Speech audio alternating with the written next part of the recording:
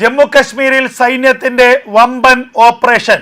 ജെയ്ഷെ മുഹമ്മദ് ഭീകരർക്ക് വേണ്ടിയുള്ള വമ്പൻ തിരച്ചിലാണ് ജമ്മു കശ്മീരിലെ കിസ്ത്വാർ ജില്ലയിലടക്കം ഇപ്പോൾ സൈന്യം നടത്തുന്നത്. ജമ്മു കശ്മീർ പോലീസുമായി ചേർന്നുള്ള സംയുക്ത ഓപ്പറേഷനാണ് ഇപ്പോൾ സൈന്യം നടത്തുന്നത്. ദിവസങ്ങൾക്ക് മുൻപ് കത്വ ജില്ലയിൽ ഒരു ജെയ്ഷെ മുഹമ്മദ് ഭീകരനെ സൈന്യം വധിച്ചിരുന്നു. ഇയാൾ പാകിസ്ഥാൻ സ്വദേശിയാണെന്നും ഇയാളുടെ പേര് മുഹമ്മദ് ഉസ്മാൻ ആണെന്നും നേരത്തെ സൈന്യം കണ്ടെത്തിയിരുന്നു. ഈ ഭീകരനെ വധിച്ചതിന് പിന്നാലെ ലഭിച്ച നിർണായകമായ വിവരങ്ങളുടെ അടിസ്ഥാനത്തിലാണ് ഇപ്പോൾ കിസ്ത്വാർ ജില്ലയിലടക്കമുള്ള നിരവധി മേഖലകളിൽ സൈന്യം പരിശോധനകൾ ശക്തമാക്കിയിരിക്കുന്നത്. പ്രധാനപ്പെട്ട ജമ്മു കശ്മീരിലെ പ്രധാനപ്പെട്ട ചില മേഖലകളിൽ ഇന്റർനെറ്റ് സേവനമടക്കം പൂർണ്ണമായും നിരോധിച്ചതായുള്ള വിവരങ്ങൾ പുറത്തു വരികയാണ്.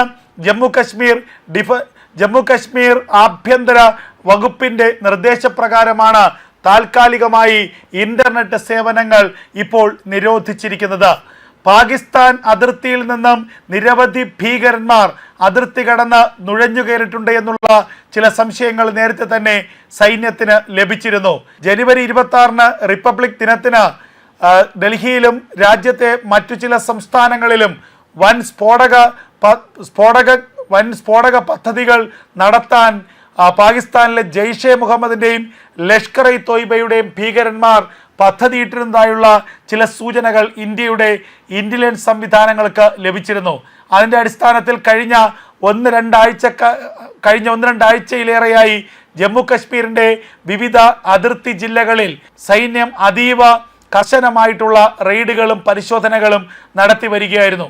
അതിനിടയിലാണ് ദിവസങ്ങൾക്ക് മുൻപ് കത്വയിൽ ഒരു പാകിസ്ഥാൻ ഭീകരനെ ഏറ്റുമുട്ടലിലൂടെ സൈന്യം വധിച്ചത്. ഇയാളിൽ നിന്ന് അമേരിക്കൻ നിർമ്മിതമായിട്ടുള്ള ആധുനിക റൈഫിൾ സൈന്യം പിടിച്ചെടുത്തിരുന്നു.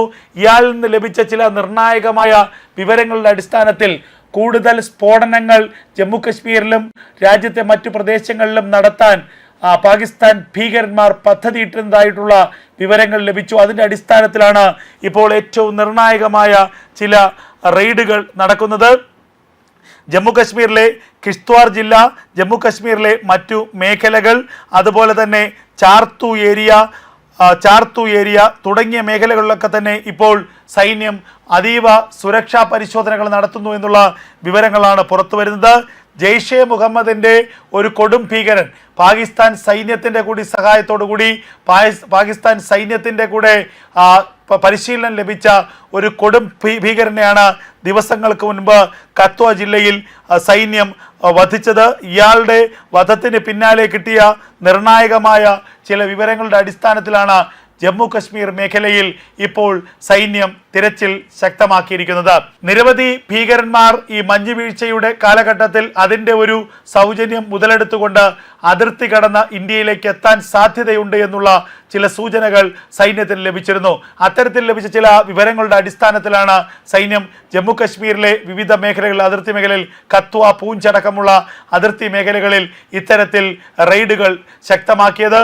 നമുക്കറിയാം പഹൽഗാം ഭീകരാക്രമണത്തിന് ശേഷം അതിർത്തികളിൽ ഇന്ത്യ പെട്രോളിംഗ് ശക്തമാക്കിയിരുന്നു. ഡ്രോൺ പെട്രോളിങ്ങും അതുപോലെ തന്നെ ക്യാമറ നിരീക്ഷണം അടക്കമുള്ളവ കൂടുതൽ വിന്യസിക്കുകയും ചെയ്തു ഇന്ത്യ അതിർത്തികളിൽ. അതിനുശേഷം ഇന്ത്യയിലേക്കുള്ള പാകിസ്ഥാൻ ഭീകരന്മാരുടെ നുഴഞ്ഞുകയറ്റം വളരെയധികം കുറഞ്ഞ ഒരു സാഹചര്യമായിരുന്നു.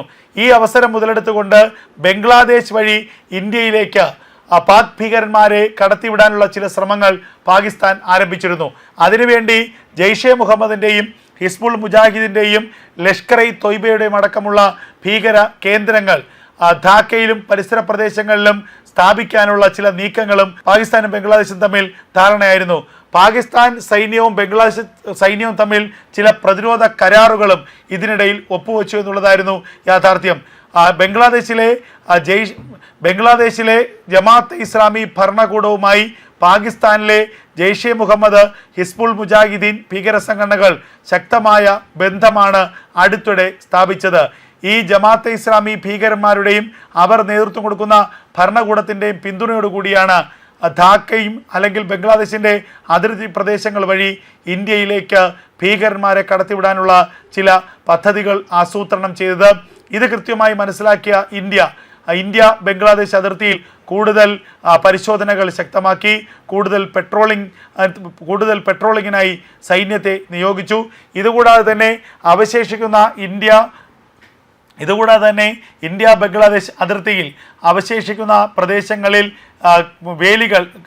മുള്ളുവേലികൾ നിർമ്മിക്കാനും സുരക്ഷാ വേലികൾ നിർമ്മിക്കാനുമുള്ള നിർദ്ദേശം ഇന്ത്യയുടെ പ്രതിരോധ മന്ത്രാലയം അടിയന്തരമായി നൽകുകയും ചെയ്തു. പശ്ചിമ ബംഗാളിലെ ചില പ്രദേശങ്ങളിലാണ് കിലോമീറ്ററുകൾ ദൂരം ഇന്ത്യക്കും ബംഗ്ലാദേശിനും ഇടയിൽ അതിർത്തി വേലികൾ ഇല്ലാതിരിക്കുന്നത്. ഇത് ഒരു അവസരമായി കണ്ടുകൊണ്ട് തന്നെ ബംഗ്ലാദേശിൽ നിന്നുള്ള ജനങ്ങളും അതിനൊപ്പം തന്നെ അതിൻ്റെ മറവിൽ ഭീകരന്മാരും ഇന്ത്യയിലേക്ക് കടക്കാനുള്ള സാധ്യത സൈന്യം നേരത്തെ കണ്ടെത്തിയിരുന്നു. ഇത് കൃത്യമായി തന്നെ ഇന്റലിജൻസ് ഏജൻസികൾ ഇന്ത്യയുടെ പ്രതിരോധ വകുപ്പിനെ അറിയിക്കുകയും ചെയ്തു.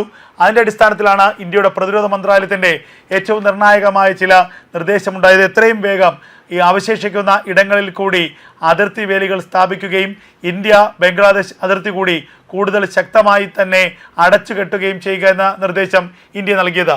ഇത് കൃത്യമായി തന്നെ മനസ്സിലാക്കിയ സാഹചര്യത്തിൽ ഈ ബംഗ്ലാദേശിൽ നിന്ന് അധികം ഭീകരന്മാരെ ഇന്ത്യയിലേക്ക് കടത്തിവിടാൻ കഴിയാത്തൊരു സാഹചര്യമുണ്ടായി. അതിനിടയിലാണ് കനത്ത മഞ്ഞുവീഴ്ചയുടെ പശ്ചാത്തലത്തിൽ അതിൻ്റെ ഒരു സൗജന്യം മുതലെടുത്തുകൊണ്ട് പാകിസ്ഥാൻ അതിർത്തി വഴി പർവ്വതങ്ങൾ വഴി ഇന്ത്യയിലേക്ക് കൊടും ഭീകരന്മാരെ നുഴഞ്ഞു കയറാൻ പാകിസ്ഥാൻ ഇപ്പോൾ സഹായം ചെയ്തിരിക്കുന്നത്.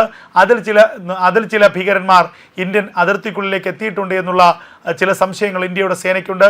അതുമായി ബന്ധപ്പെട്ട അതിശക്തമായിട്ടുള്ള പരിശോധനയാണ് ഇപ്പോൾ ജമ്മു കശ്മീരിലെ അതിർത്തി ഗ്രാമങ്ങളിലും ജില്ലകളിലുടനീളം ഇന്ത്യൻ സൈന്യം ഇപ്പോൾ ആരംഭിച്ചിരിക്കുന്നത്.